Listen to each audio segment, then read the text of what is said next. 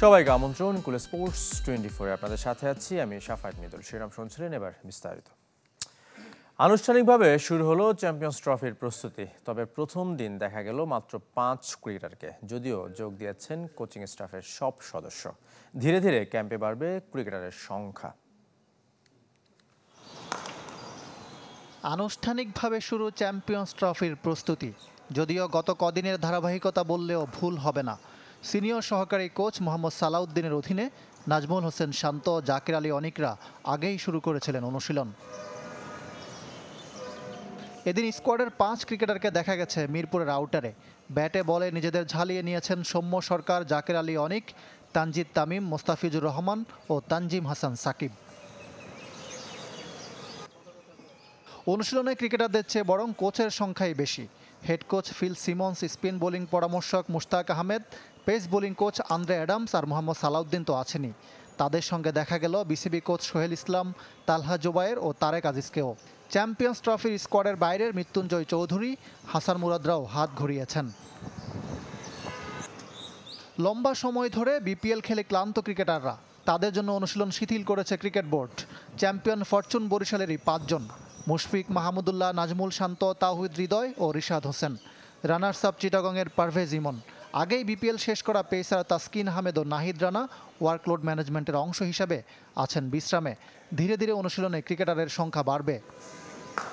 12ই ফেব্রুয়ারি পর্যন্ত অনুশীলন করে পরের দিন মধ্যরাতে দুবাইয়ের উদ্দেশ্যে ঢাকা ছাড়বে বাংলাদেশ দল। ইকরাম হুসাইন, চ্যানেল 24, ঢাকা।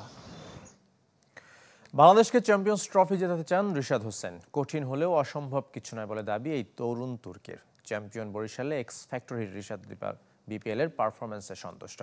ধারাবাহিকতা ধরে রাখতে চান আইসিসি ইভেন্টেও। চ্যাম্পিয়ন বরিশাল, চ্যাম্পিয়ন দলের অন্যতম জয়ের নায়ক রিশাদ হোসেন। ফাইনাল ম্যাচ শেষ হলো, এখনো কি স্বপ্নের মতো লাগছে? না, আলহামদুলিল্লাহ ভালো লাগতেছে। চ্যাম্পিয়ন হওয়াটা সবসময় ভাগ্যের ব্যাপার, তো আল্লাহ চাইছে তো চেষ্টা করছে, আলহামদুলিল্লাহ।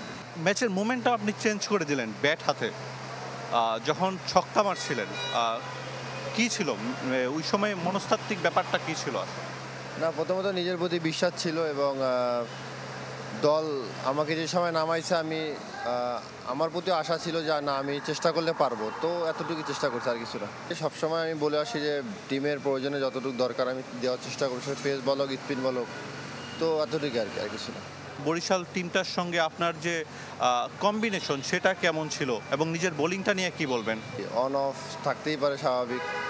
তো আলহামদুলিল্লাহ চ্যাম্পিয়ন হওয়ার পর সব কিছু ঠিক হয়ে গেছে, আলহামদুলিল্লাহ। চ্যাম্পিয়ন্স ট্রফির ভাবনা সামনে রয়েছে, কেমন করতে পারে বাংলাদেশ এবং নিজের প্রত্যাশা? সবসময় চেষ্টা করবো ইনশাল্লাহ, বিপিএলের মতো চ্যাম্পিয়ন্স ট্রফি নিয়ে দেশে আসবো ইনশাল্লাহ। চ্যালেঞ্জিং এত কিছু চিন্তা করতেছি না, just focus game by game. কথা বলছিলেন বাংলাদেশের তরুণ তুর্কি, চ্যাম্পিয়ন বরিশালের অন্যতম জয়ের নায়ক রিশাদ হোসেন। বিপিএলের পর তার লক্ষ্যটা চ্যাম্পিয়ন্স ট্রফিতে, বাংলাদেশে ট্রফি আনতে চান এই তরুণ তুর্কি। আরিফুল ইসলাম, চ্যানেল 24, ঢাকা। প্রথমবারের মতো বিপিএল চ্যাম্পিয়ন ট্রফি যাচ্ছে বরিশাল। গত আসরের আক্ষেপ এবার ঘোচাতে যাচ্ছে তামিম ইকবালের দল। পুরস্কার বিতরণের মঞ্চ থেকেই যে ঘোষণা দেন অধিনায়ক, 2 আসরের চ্যাম্পিয়ন ট্রফি এবং দেশি ক্রিকেটারদের নিয়ে আজ বরিশাল পৌঁছাবে দলটি। তবে ভক্তদের চাওয়া মেনে লঞ্চে যাচ্ছে না ট্রফি। ফরচুন ভক্তদের সাথে উদযাপনের লক্ষ্যে 2টি ভিন্ন বিমানে ঢাকা থেকে বরিশাল পৌঁছাবে বিপিএল চ্যাম্পিয়নরা। সেখানে সংবর্ধনা দেওয়া হবে ক্রিকেটারদের। সমর্থকদের সাথে আনন্দ ভাগাভাগি করবে দল।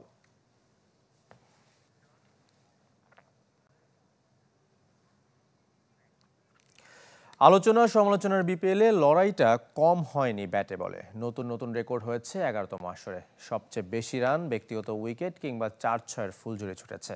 এবার সংখ্যায় দেখে নেব বিপিএলের 11তম আসর। ব্যাটে বলের লড়াইয়ে গেল সব আসরকে ছাড়িয়ে গেছে বিপিএলের 11তম আসর, যেখানে দেশীয় ক্রিকেটারদের আধিপত্য। 40 দিনের টুর্নামেন্টে হয়েছে 46 ম্যাচ, রান সংখ্যা 14,000-এর বেশি। রেকর্ড সংখ্যক বাউন্ডারি আর ওভার বাউন্ডারি দেখেছে ক্রিকেট বিশ্ব। 715-6-এর বিপরীতে 4-এর সংখ্যা 1168টি। গেল সব আসরকে ছাড়িয়ে গেছে সেঞ্চুরি আর হাফ সেঞ্চুরির সংখ্যায়ও। রেকর্ড ভাঙা করার খেলায় এবারের আসর অনেকটা এগিয়ে। বিপিএল ইতিহাসে ইনিংসে সর্বোচ্চ রান ঢাকার। রাজশাহীর বিপক্ষে করেছে 1 উইকেটে 254 রান। দলীয় সর্বনিম্নও তাদের দখলে। মাত্র 73 রানে অল আউট হয়েছিল বরিশালের বিপক্ষে। দলের মতো ক্যাপিটালসের ক্রিকেটাররাও রেকর্ড গড়েছেন। আসর তো বটেই, টুর্নামেন্টের সর্বোচ্চ রানের পার্টনারশিপ তানজিদ তামিম ও লিটন দাসের দখলে। যে কোনো উইকেটে সর্বোচ্চ 241 রান তাদের। ব্যক্তিগত ইনিংসেও লিটন সবার উপরে। বড় শট খেলায়ও এগিয়ে বাংলাদেশিরা। আসরে সর্বোচ্চ 36 ওভার বাউন্ডারি তানজিদ তামিমের, যা দেশীয়দের মধ্যে টুর্নামেন্ট ইতিহাসেও সর্বাধিক। এক ইনিংসে সবচেয়ে বেশি 6 মেরেছেন সাব্বির রহমান ও লিটন দাস, 9টি করে। বল হাতে আলো ছড়িয়েছেন তাসকিন আহমেদ। 25 উইকেট নিয়ে আগের সব আসরকে ছাড়িয়ে গেছেন। তার ইনিংসে 7 উইকেট, টুর্নামেন্ট সেরা বোলিং ফিগার। শাফাত মিদুল, চ্যানেল 24। বিপিএলে বিদেশি ক্রিকেটারদের পারিশ্রমিক নিশ্চিতে সরাসরি কাজ করবে ক্রিকেট বোর্ড। সদ্য সমাপ্ত বিপিএলে বিদেশি ক্রিকেটারদের পারিশ্রমিক ও লজিস্টিক জটিলতার পরিপ্রেক্ষিতে এমন সিদ্ধান্ত নিয়েছে বাংলাদেশ ক্রিকেট বোর্ড। বিসিবির বিজ্ঞপ্তিতে জানানো হয়, বিপিএলে নিলামে অংশ নেওয়া বিদেশি ক্রিকেটারদের চুক্তির অর্থ সময় মতো পরিশোধ করবে বোর্ড। এছাড়া চুক্তি অনুযায়ী তাদের লজিস্টিক দিক নির্ভেজালভাবে সম্পন্ন করতে সম্পূর্ণ প্রক্রিয়া তদারকি করবে বিসিবি। আর্থিক চুক্তির নিশ্চয়তার জন্য ফ্র্যাঞ্চাইজিদের নিয়ে আরও কঠোরভাবে কাজ করবে ক্রিকেট বোর্ড।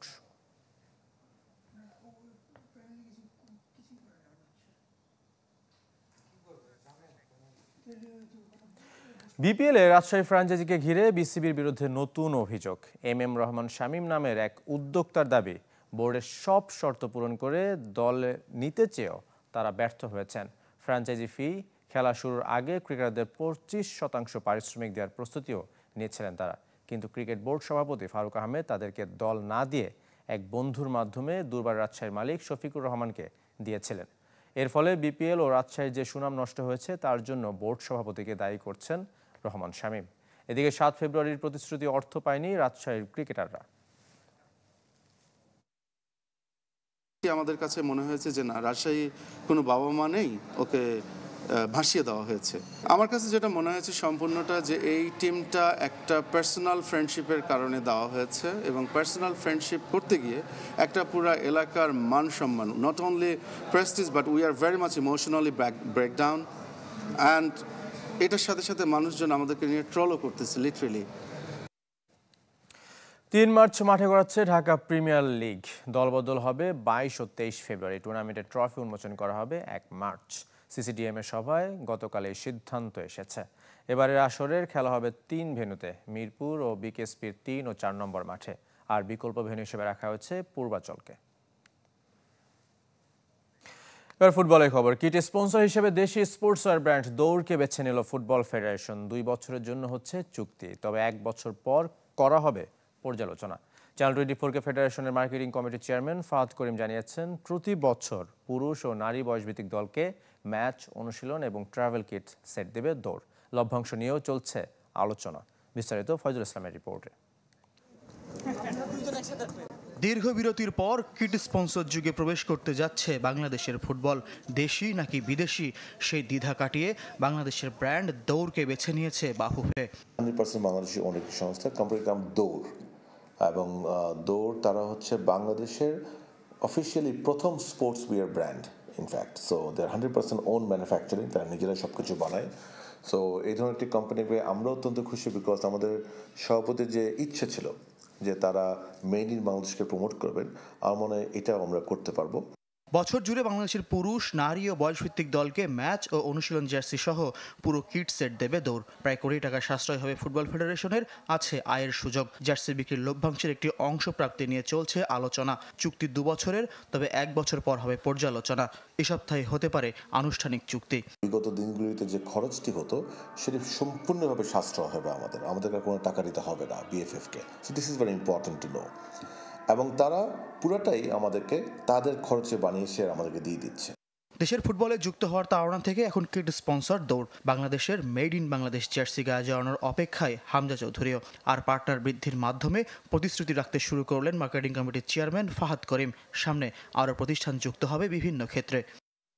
যতই আপনি অলরেডি বড় বড় ব্র্যান্ডই দেখেন, সবই আমাদের দেশেই বানানো হয়, লোগোটা আমাদের দেশে হয় না। বাট এবার প্রথম নিজেদের হবে, জিনিস সেমই দিন শেষে আর কি। এটা তো আমাদের জন্য একটা ব্লেসিং যে আমরা এমন টাইমে চান্স পেয়েছি যে আমাদের মধ্যে একটা বড় প্লেয়ার আমাদের এটা করবে। মানে আমরা বলবো ভেরি লাকি। হামজার inclusion to the men's team আমি মনে করি দৌড়ের জন্য ভালো হচ্ছে, which is very good, because আমরা তো সবসময় চাবো আমাদের পার্টনারদেরকে যেন আমরা বেটার বেনিফিট দিতে পারি। ফুটবল ফেডারেশনে নিজেদেরও জার্সি শপ চালুর পরিকল্পনা আছে। এছাড়া বিভিন্ন ব্র্যান্ড আউটলেটেও করতে চান আলাদা কর্নার। আমার গত 2 সপ্তাহ ধরে করছে ভাই। ফয়জুল ইসলাম, চ্যানেল 24, ঢাকা। দেশের খেলোয়াড় ও কৃতি শিক্ষার্থীদের নিয়ে অনুষ্ঠিত হলো অ্যালামনাই অ্যাসোসিয়েশন অব বিকেএসপির পুনর্মিলনী। গতকাল সকালে বর্ণাঢ্য র্যালির মধ্য দিয়ে শুরু হয় আনুষ্ঠানিকতা। নবীন আর প্রবীণের অংশগ্রহণে বিকেএসপির প্রধান ফটক থেকে র্যালিটি শুরু হয়, শেষ হয় ইনডোর স্পোর্টস অ্যারিনাতে। এরপরই জমে ওঠে বন্ধুদের আড্ডা আর স্মৃতিচারণ। এমন আয়োজনে থাকতে পেরে দারুণ খুশি সাবেক শিক্ষার্থীরা। হইহুল্লোড় আর খেলাধুলায় সাধারণ শিক্ষার্থীদের পাশাপাশি দেখা গেছে দেশের অ্যাথলেটদেরও। আপনারা আমাদের সবসময় আপনাদের স্নেহের মধ্যে একে অপরের পাশে থাকতে পারি, তাহলে এই আমরা যারা বিকেএসপি স্টুডেন্ট, এটা একটা বিশাল দিন আমাদের জন্য। যতবার এই পর্যন্ত হয়েছে ওই একইভাবে যায় আর কি, এবং কোনো ভেদাভেদ নাই। আমরা ফার্স্ট ব্যাচে ছিলাম, আমরা 27 জন মেয়ে দিয়ে বিকেএসপির ফার্স্ট ব্যাচ শুরু হয়েছিল। আমার ব্যাচমেটরা সবাই আসছে, আমরা খুবই আনন্দিত। একটা অর্গানাইজেশনের স্টুডেন্টরা এক্স-স্টুডেন্টরা যখন করবে এরকম একটা অ্যালুমনাই অ্যাসোসিয়েশন, সেটা তাদের একজন আরেকজনের পাশে দাঁড়ানোর সুযোগ তৈরি করে দেবে। সেটা শেষ করবো কুলে স্পোর্টস 24 খেলা সব আপডেট ও রিপোর্টগুলো দেখতে ভিজিট করুন facebook.com/sports24 টিম এই পেজে। ধন্যবাদ সঙ্গে থাকার জন্য।